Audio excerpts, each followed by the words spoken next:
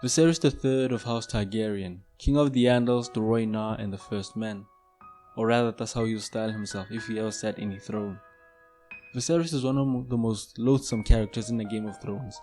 He seems to be a craven who gets his kicks by beating on his sister, and prattling on about his rights to people who really don't give a fuck, who were never ruled by House Targaryen to begin with. So how did he become this pathetic creature that we see him as in the Game of Thrones? Clearly, according to Dany, the woman who knew him most, he was not always this way.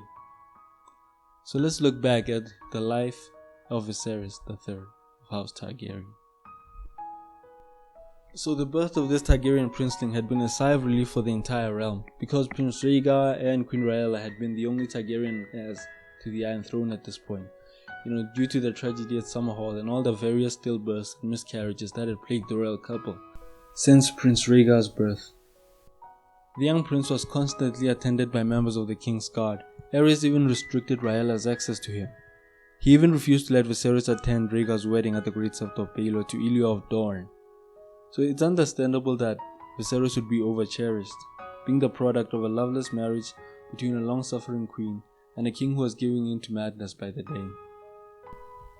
I doubt Viserys ever had any real companions growing up, and there seemed to be no indication that Aerys ever allowed him to leave the Red Keep ever in his entire life, up until the end of Robert's rebellion.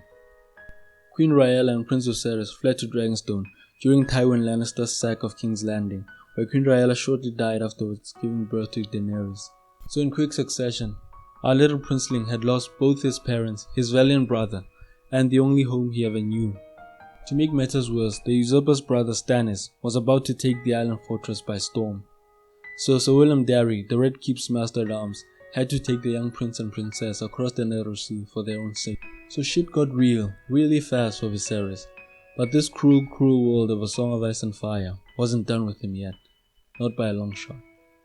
Viserys and Daenerys lived in Braavos for a time, under the protection of Sir Willem Darry. But, sadly, Sir Willem Darry died, and their servants wasted no time in stealing all their trinkets and casting them out into the wide world. So Viserys was forced to flee to a foreign land, stripped of all station and privileges, and his only protector dies. And now he, still a mere boy at this time, is the sole provider of a young girl. And he has naught but a crown. But in time, he lost that crown. So, you have a king without a throne, a king without a crown, and his only subject, a mouth to feed. They were forced to flee from city to city.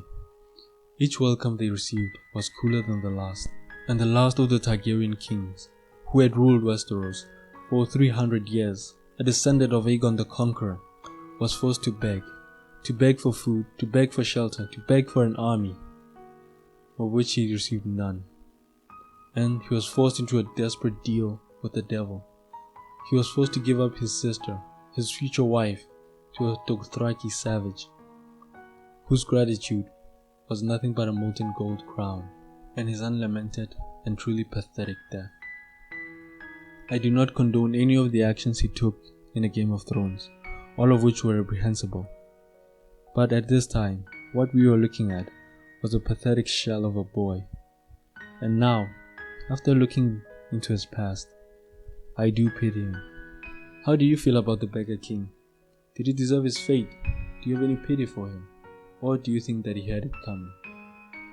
If you like this discussion, please like, share, and subscribe. Thank you.